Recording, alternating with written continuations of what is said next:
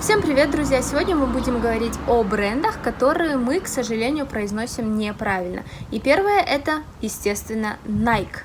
На самом деле Nike это немецкая компания, поэтому произносится как Nike. Nike. И конкурент Nike это, естественно, Adidas.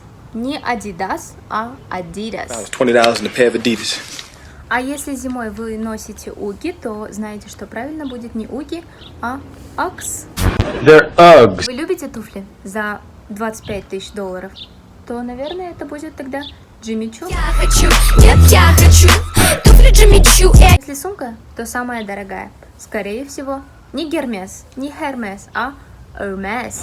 Is Hermes friend? И если вы говорите Louis Vuitton, то с вами я не разговариваю, потому что правильно будет Louis Vuitton. Very old Louis Vuitton. Парень подарит мне сумку от Michael Kors.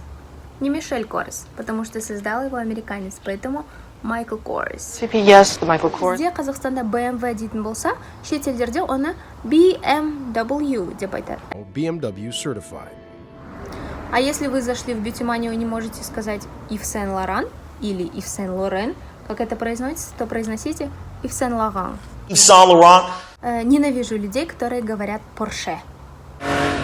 Some people say Porsche. А как будет правильно? Напишите, пожалуйста.